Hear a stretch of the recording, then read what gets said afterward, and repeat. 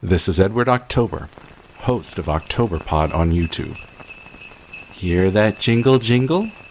It could be Kris Kringle, or a home invader looking for an open window, a jilted lover looking for revenge, or a disgruntled coworker hoping to spike your eggnog with arsenic. The girls of our true crime podcast are always on Santa's nice list, but the crimes they discuss are very naughty indeed. Listener discretion is advised.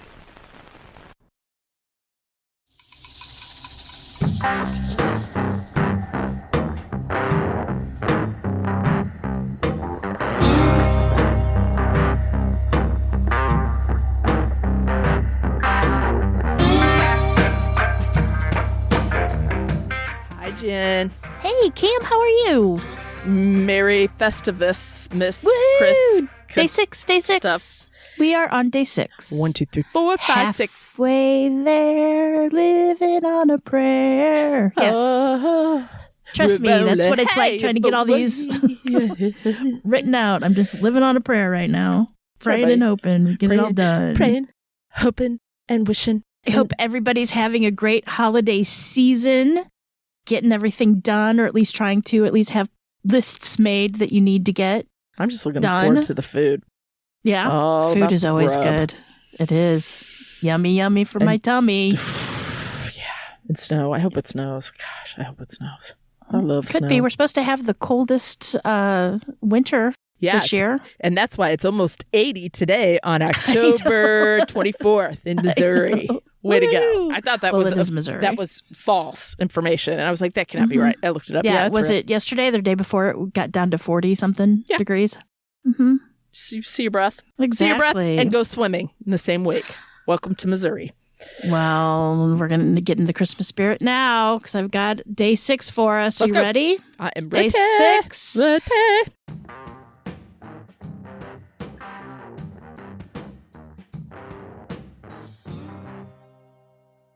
I'm going to tell you about a petty thief who, for a 14-month period in 1989 to 1990, started murdering defenseless elderly women in Mosman, which is a suburb of Sydney, Australia.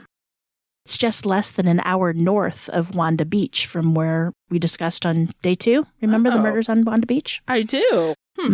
So today we're talking about the Granny Killer. Ew, I don't like him. I know, already. 82-year-old widow, Gwendolin Mitchellhill, was found right outside her apartment building at around 4 p.m. on March 1st, 1989. 2 children had just stepped off the elevator when through the glass security doors, they saw this poor, older woman crawling on her hands and knees. She had an immense amount of blood coming from her head. The woman's belongings, her shoes and cane, lay neatly just a few feet away, and her pantyhose were off, and the purse was open. Now, this is a retirement community, and the children were visiting their grandparents. They assumed that she had fallen and hit her head, so an ambulance was called, and she was rushed to the hospital. But one keen-eyed ambulance driver noticed the open purse, and then asked, everybody check for her wallet. The wallet wasn't inside, so they reported it to the police. When she was taken to the hospital, some kind neighbors took it upon themselves to gather up Mrs. McMitchell's cane and purse, as well as clean up all the blood from the sidewalk. Ugh. At the hospital, the doctors were kind of suspicious of Mrs. Mitchellhill's wounds. The wound was to the back of her head, and if she had tripped, she probably would have hit the front of her head. She also had 2 black eyes and some broken ribs.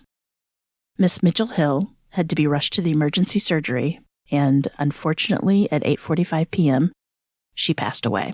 Oh, no.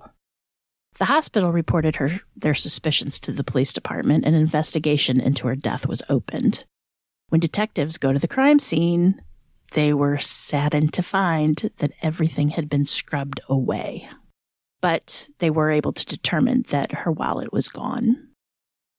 The postmortem showed that Miss Mitchelhill had received 3 blows to her head with a heavy, blunt object, and she also had a massive injury to her chest. Police made inquiries into her whereabouts that day, They recreated her steps, but there was no leads. No one had seen anything of what happened, nothing at all. And even though this happened very close to a very busy street. So police just assumed that it was a mugging that went terribly wrong. 2 months later, 84-year-old widow Lady Winifreda Ashton. She was the wife of a very famous Impressionist artist, Sir John William Ashton, very famous in Australia. She was found laying in a pool of her blood in a trash room of her apartment building. A neighbor found her, and at first she just thought Lady Ashton had suffered a heart attack. It was only after they saw that her shoes and cane had been neatly placed at her feet that they realized something was not right. Police arrived, and at first glance, they think Lady Ashton had been sexually assaulted since her pantyhose had been removed. But upon closer look, they see that the pantyhose had been wrapped tightly around her neck. They were able to determine that she had been laying there for 4 hours before she had been found.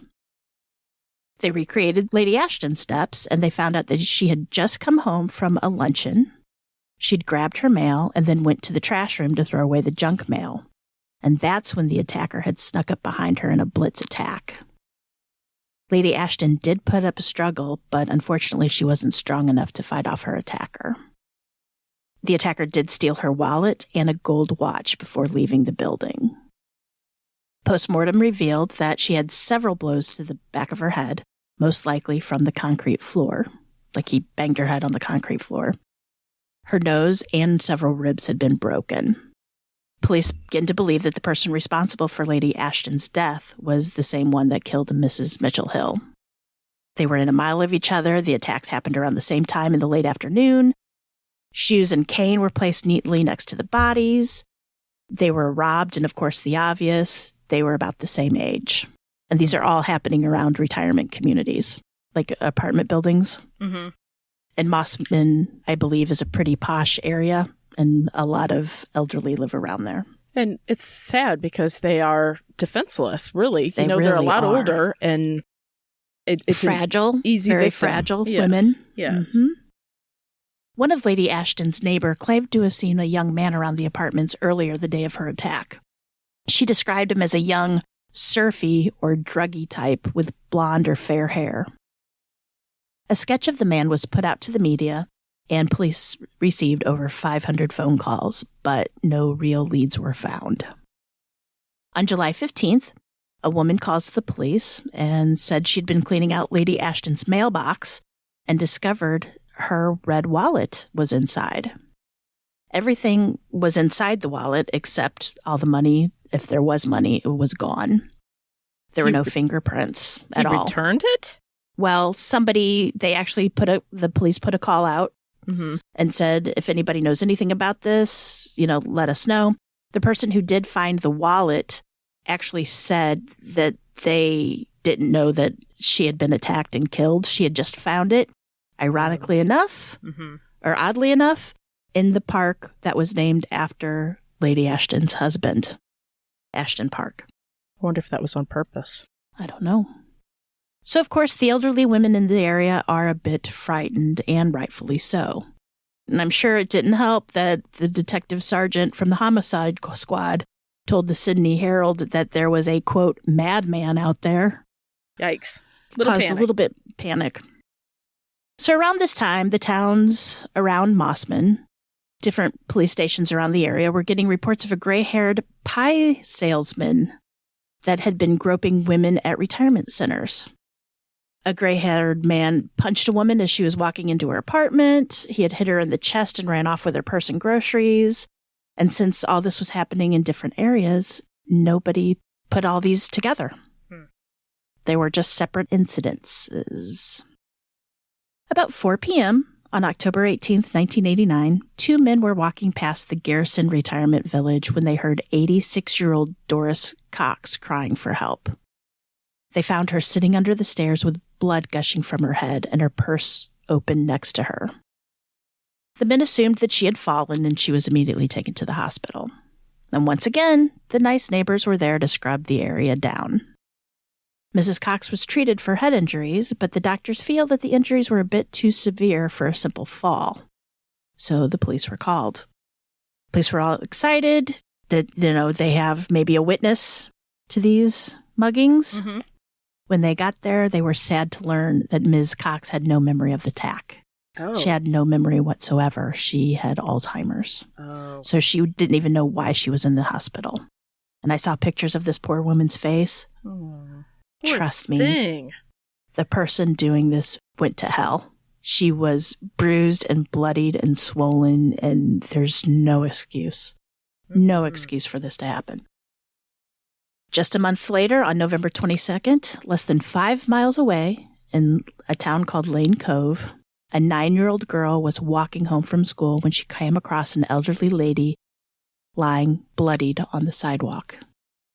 85-year-old widow Margaret Pod had several injuries to her head and was barely breathing.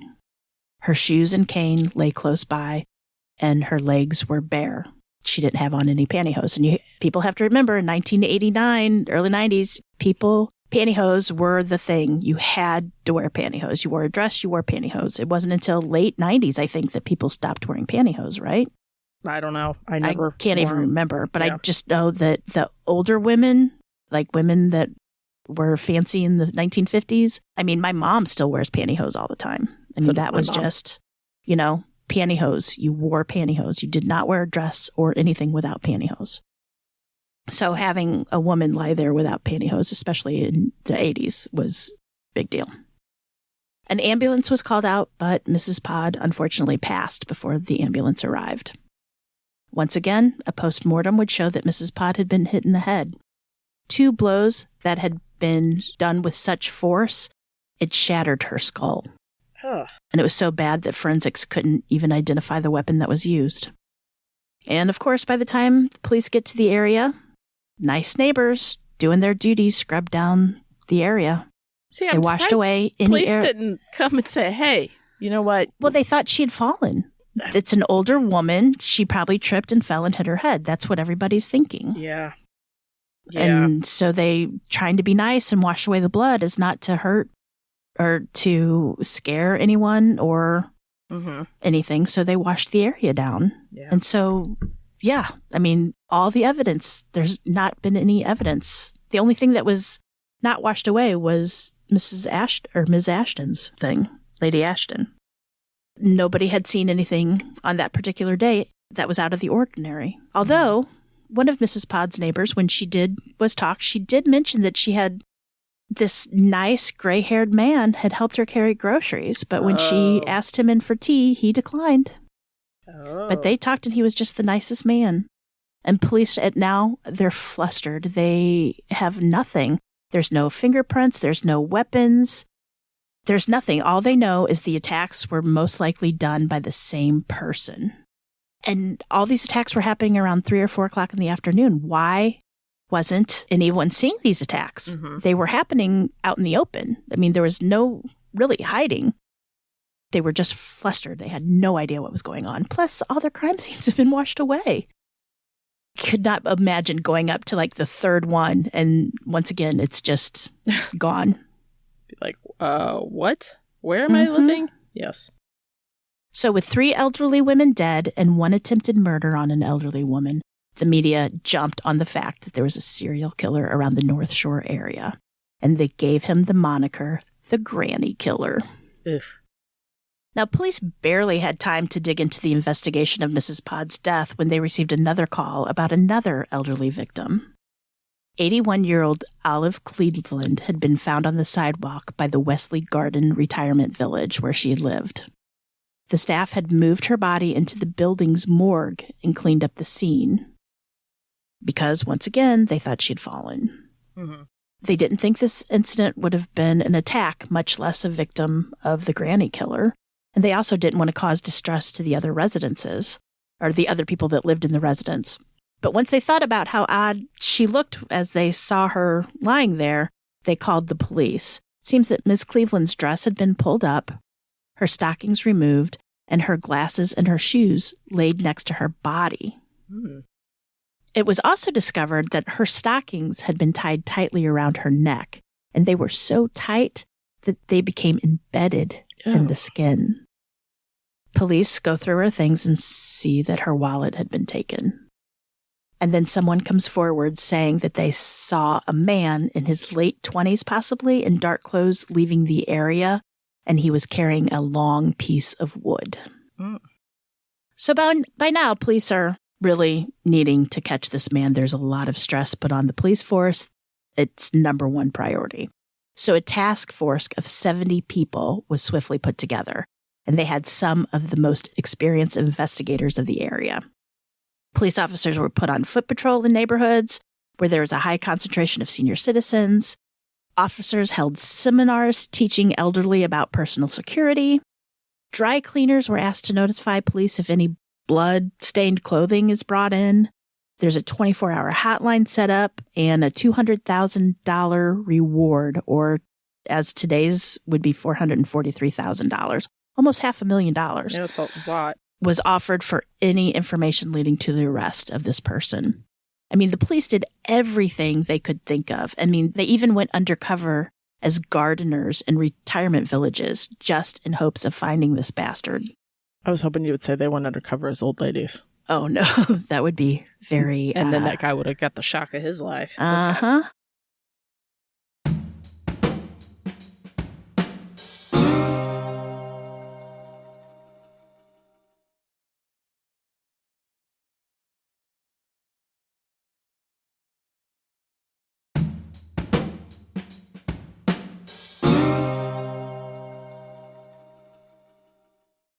Mrs. Pod's purse would soon be found near a golf course and turned into police, but unfortunately, forensics would find no prints or money in the bag. A person in the area would tell police that they recalled seeing a mid-20-year-old surfy-type person with shoulder-length light brown hair in the area the day Mrs. Pod was found on the sidewalk. On the morning of November 24th, a concerned neighbor noticed that her elderly 93-year-old widowed neighbor had not gotten the food that Meals on Wheels had left for her the night before. Using the key that she was given, the neighbor finds 93-year-old widow Muriel Falconer dead with a pool of blood under her head. She was lying face down, and her skirt had been pushed up over her hips, exposing her from the waist down. Her pantyhose tied so tightly around her neck that they cut into the skin, and her shoes had been placed neatly by her body. Since the crime scene hadn't been cleaned like they many times before, they were finally able to get a few clues. On the carpet were bloody footprints that led to the back of the house. Mm. The print was photographed, and a print of the shoe was photographed, and then they ran it to try to find... You know how they caught the Night Stalker, Richard Ramirez, how they were able to find the prints of the shoes matched up? Right. They did the same thing with this. But with this shoe print, they couldn't find anything on no print matched up. But they were able to say that the shoe looked like something an older person would wear. So it wasn't a tennis shoe. It was kind of like a hard shoe, like a dress shoe type Loafer. shoe. Postmortem showed that Ms. Falconer was killed the previous day by blows to the head, what appeared to be made by a hammer. Yeah. Police canvassed the area, and they spoke with everybody in the neighborhood. One boy recalled seeing an old gray-haired man on the day of the murder. Another neighbor saw a rough-looking young man. And that's it. No other leads. But a few weeks later, the police would get a phone call from the neighbor, saying that she did remember seeing a well-dressed, gray-haired man in his 60s crossing the road in front of Mrs. Falconer's house. So police start to rethink that maybe they're looking for the wrong kind of person. Maybe it's not a 20-year-old. Maybe they need to look into older, gray-haired men that may be kind of portly, a little chunky. They run it, and sure enough, a bunch of incidents popped up, two of which, what I mentioned earlier, about the pie salesman and the other woman. Well, one was a robbery, an assault of an 80-year-old woman by the name of Euphema Carney, or Effie, which I've always loved the name Effie, by the way. I like Euphema, too. That's so cute. Euphema, or Effie, was walking home with her groceries when a gray-haired man, on the chubby side, quickly approached her. She slowed down because she thought he was going to ask her a question. Instead, he punched her in the chest, which sent her falling to the ground. The man stole her purse and groceries and then ran away. Another incident involved an 84-year-old widow by the name of Margaret Todhunter. Now, this happened way back in January, even before Ms. Mitchelhill was killed. Ms. Todhunter was visiting a friend, and she went for a walk. And on the walk, a heavy, gray-haired man came up behind her and hit her over the head. He then took her purse and left her bleeding from a head wound. When police go back and speak with Miss Todhunter, she's able to tell a sketch artist what this portly gray-haired man looked like. So the task force changed up on who they're looking for, but they don't make the new information public. They kind of keep it. They hold it back. That's good. Maybe. On January 11th, 1990, police are called to the Greenwich Hospital. A gray-haired man had entered the room of an elderly cancer patient by the name of Daisy Roberts. Now, pretending to be a doctor, this man put his hand in Mrs. Roberts' nightgown and fondled her. What? Upon investigating, police found out that the man who did this was a salesman from 4 and 20 Pie Company. His name was John Glover, and he had been visiting the catering officer that day. Like, he would go into retirement communities that serve lunches and stuff, and he would sell the pies for his company to be served at the lunches. Constable Pam Whitaker calls Glover at his home in Mosman. Where's that? That's where all the attacks have been. And he agrees to speak with her because she wants to get down to why this happened, see what his side of the story is. And he says, yes, I'll come talk to you tomorrow. All about this alleged sexual assault at the hospital. I'll come talk. But you know what? He never shows up. Yeah. Color me shocked right there. When she calls the house to see where he is, his wife goes, hold on, and puts a doctor on the phone. Seems like Glover was just rushed to the hospital because he had attempted suicide. Glover had taken lots of Valium pills and whiskey, and fortunately he would survive. He did leave a suicide note with the words, "No more grannies" on it. Now, Glover said that it was because both of their mothers had recently died that he wrote this, and that's why he was suicidal. Wrong. And since the task force didn't tell anybody they were looking for a young man, they were looking for an older man for the granny killer, Constable Whitaker didn't put it together. But a week later, Constable Whitaker was able to speak with Glover and get a photo of him. And when Mrs. Roberts was shown the photo, she immediately recognized him and said, yep, that's that man. Ugh. So the following month, the task force gets their hands on the suicide note and the photo. The photo is a dead ringer for the sketch that Mrs. Todhunter had given. They gave the photo to Mrs. Todhunter and to Miss Carney, and sure enough, they ID'd him. They're like, yep, that's the guy. That's our guy. So now the task force know that John Wayne Glover is the granny killer. And he was married with the family. With 2 kids, 2 teenage daughters. Police dig into Glover's past, and they found that he had migrated from England in 1957, and he had a file at Scotland Yard for petty thefts. They also found that he committed assaults on 2 women in 1962, one an older woman, one a younger woman. He was let go on a good behavior bond and told to seek help. Now, what's a good behavior bond, you ask? What's a good behavior bond, Jen? Thanks for asking, Camille. I've got it right here for you. Under a good behavior bond, a person who has been found guilty of an offense promises to be of good behavior for a set period of time, up to 3 years. Wait a minute. Basically probation. So they're asking a thief who's doing bad things to people, we're going to let you go, but you got to promise to be good. Right. It's pretty much a parole. Time served, I guess, with good behavior. I don't know. But they let him go.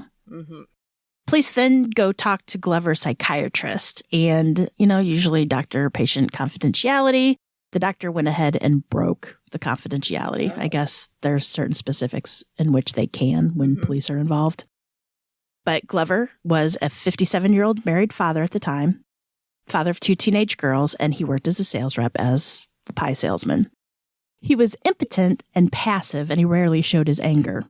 Glover's wife was described as an authoritarian, and his mother-in-law was constantly nagging him. He was quite forthcoming with his distaste for old women, and he resented the fact that many of them lived in his neighborhood. Wonder who the granny killer is now. Well, so police put out a 24-hour surveillance on Glover, and they even put an electronic tracking device on his car. On Monday, March 19th, Glover left his house at around 9 a.m., called into work, goes to a liquor store, buys a bottle of scotch, and goes to a house in Beauty Point. Police check on to see who lives there in Beauty Point, and it is 60-year-old Joan Sinclair. Oh. The officers sit outside, and they're waiting for him to come out, and he just never does. And in fact, they wait, and they wait, and they wait. And in fact, they wait most of the day. And at 9 p.m., a dog that's inside the house starts to bark nonstop. So the officers decide they need to go figure out what's going on. They hop the fence, they go in the back of the house, and they look in. And there on the floor lay Jane Sinclair. Her skirt was up over her hips, and a bloody hammer was nearby.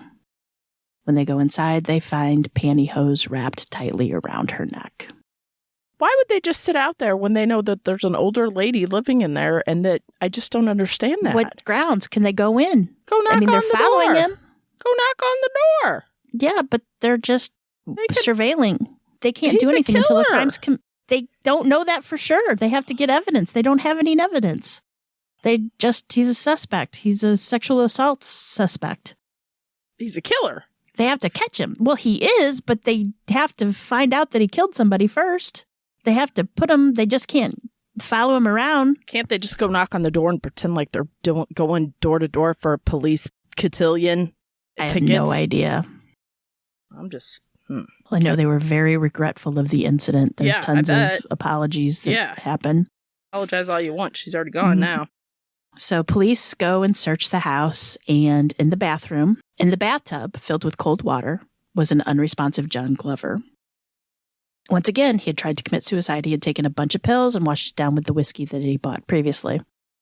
But lucky for him and the police, he threw up most of what he took down, and he was survived. They take him to the hospital. Police then go to Glover's house, and they find the shoes that match the prints that were left in Mrs. Falconer's carpet. Once Glover was able to talk to police, he admitted that he and Joan had an affair. They had known each other, and he said that they believed that he was working on an insanity plea, that half of him wanted to do these things, but, quote, good John didn't. So he was trying to get the split personality thing. So at trial, Glover pleads not guilty, but he does talk about his mother. She was divorced to his father when Glover was 14. And as soon as he was old enough, his mom made him quit school. He said she wanted him to work to support her because she didn't want to work. She had been remarried 4 times, and he described his mother as, quote, fast and having low morals. And he also spoke of how much he hated his mother-in-law. 3 psychiatrists would take the stand and say that Glover was sane and knew right from wrong. One stated that Glover derived sexual gratification from the cruel and sexual nature of his crimes. On November 29th, 1990, Glover was found guilty of 6 counts of murder and was sentenced to life in prison. He was also sentenced for the attack of 2 other women. Nice in prison, but in May of 2005, Glover told some prison officers, quote, I've had enough and I want to kill myself. So they put him on suicide watch. And on the 10th of September, 2005, he finally completed suicide. 72-year-old Glover was found dead in his cell. He had hanged himself. That's our granny killer. I have questions. Let me see if I can answer them. So he hated his mother and all elderly his mother-in-law folks, right? Yep. So he rapes them and kills them, assaults them, right? Right. They never really said rape, but we can say that it probably most likely if you're was. taking off the pantyhose. There was some rape. Yeah. One of the things that I read said that he had seen a photograph of his mother when she was younger, who was laying on her stomach with the skirt pulled up to her waist that showed her naked bottom and girly bits. Her legs were pretty much how the women were.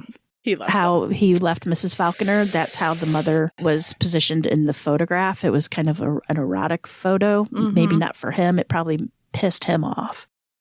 But yeah, it was, yeah. What an asshole. Sorry, but he is. The elderly and kids, like, they're defenseless. And animals, yes. And animals. Mm-hmm. Those are the worst. Ugh. I know. And like these women, if the photos of these women, they were your kindly, they're grandmas, small, petite little grandmas with the roller set hair, and they're grandmas. They're grandmas. It's grandmothers. Horrible. He's a terrible person. And it said that he took the money and he would go grab drinks to high five himself. Bars. Yeah, like he'd take the money and he'd spend it at bars. Did it ever say if he purposely dropped that wallet in the park of which the lady's husband? Nothing that I came across said. I bet you it was. Unless that's just a neighborhood park, but I bet you it was. He did that on purpose. Yeah, I don't know. Have no idea. Well, I've never heard of that, Jen. I've never heard of that there are some people out there that are, and then he says the good John and the bad John. Come on. Trying to get that defense going. They're defenseless. Murder is always wrong. Always. Mm-hmm. But little old ladies pick that on the weakers because they think that somebody's going to ask them a question. Of course they want to help. They're grandmothers. Oh, yeah. They're grandmothers. They're sweet. And you want some cookies? You want some food? You want some food? I mean, not all grandmothers are sweet. God knows. Let's put it that way. But yeah, these women, poor things. That was very good on day 6. And on that note, with the granny killers, you better go get your cookies made, and make sure you get your grandparents a nice holiday gift. Exactly. Or at least call them. Call your grandparents and let them know how much you love them and appreciate them. That would be nice. I'm just thinking. If you're lucky enough to still have your grandparents there around. You go. That's what I should say. Yes. That was a good unfortunately, story, I don't. Yeah. But anyway, he was a real sumbitch. He was. As most of these are that I've been doing. So each one gets worse and worse and worse. They really do. There's just, and I know we've talked about this in the past, and I'm sure with that advent of that World Wide Web thing and the media saturation, like we know so much more about this. I'm sure these people existed long ago. We just never heard about them. Oh, yeah. But and maybe it's because we do a podcast. Maybe it's just a little pod. But now I cannot look at anybody without thinking bad things. Like, don't stand too close to me. Get away from me. I have your license plate number. I see what kind of car. I think these things. Exactly. Well, that's a terrible place to be. I start mentally if I'm alone walking somewhere and I pass people that I get the heebie-jeebies from. I mentally make a note to try to remember what they look like. Oh yeah, just in case or always. Mm-hmm. Always. And I've become more protective of my kids ever since doing this podcast. Especially with this 12 Nightmares Before Christmas that I'm doing. Mm-hmm. Seriously, I've been scared, I should say, paranoid. Remember the day that my daughter's car broke down at the park and it was 8:00 at night and I hysterically lost it because there's just, and my son was like, Mom, she's fine. She's fine. I had to go get her and I'm crying hysterically. She's alone in a park. Right. And I get there and there was 3 adult men staying with her till I got there. Oh, yeah. Which, thank you for that and being a nice person and doing a kind thing. But, of course, having a podcast, it's just not. It's 3 adult men or with my daughter alone in the park at night. Oh, I get it. Yep. I hear you. So, anyway. Makes you wary. It does. Well, tomorrow we are back to day 7. Dun, dun, dun, dun. And until then, I hope you're making cookies and cleaning and wrapping and having a good time with people that you love and care about. Or at least stomaching and tolerate. Or stomaching the ones you don't like. Exactly. We all have a few of those, don't we now? Till then, Jen, remember, lock your doors. And keep passing by those open windows. Bye-bye. Love ya.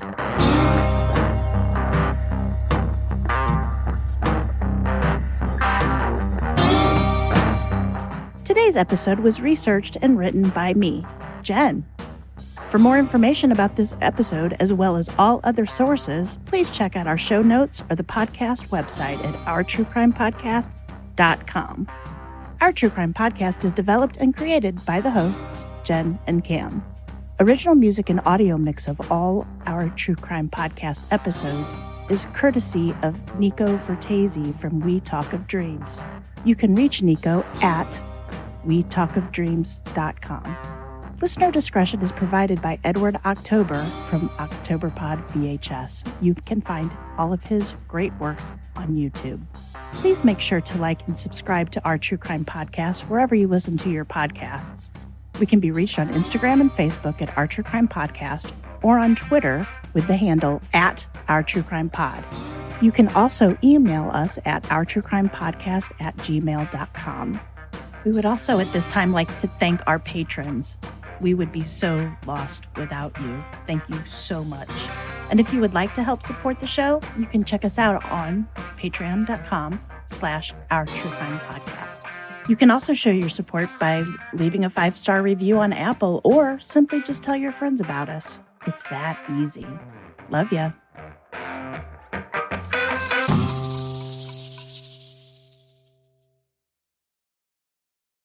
He was impotent and not important. He was impotent. And he was a passive man and he Impotent? rarely impotent. Mm-hmm. He was said impotent.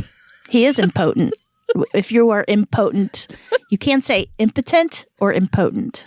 Mm-hmm. It's the right thing. He's impotent. Are you joking right now? No, look it up. It's impotent, isn't it? It is impotent, but you can say impotent. You can? I think so. Hold on. I've never heard that. I'm impotent to everybody. I'm impotent. Maybe I'm wrong. I mean, it is impotent, but I swear to God it was impotent. Or maybe that's a joke. If I'm going to be impotent. That's what I'm saying. I don't know. I was like, are you serious? I thought you were doing a play on the word. Oh, no. boy. I swear to God you could say impotent. I don't think you can.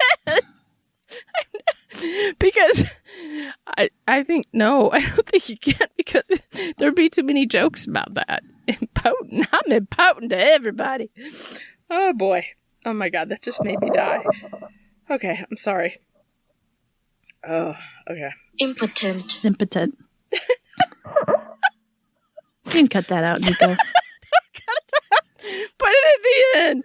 Oh my God, that's hilarious. I thought you were joking. I'm crying laughter here because you're like, yeah, he's impotent. See, he's impotent. Look. Okay. Hold on, let me catch my breath. I just emphasized the wrong syllable. That's all. Sorry. Hey, I've been in the hospital. Leave me alone. Okay. Are you ready? Deep breaths. I know. I'm sorry. I'll start that over. And it's not until 6 p.m. that a dog inside of the house starts to bark. Starts to bark. Blah, blah, blah, blah, blah.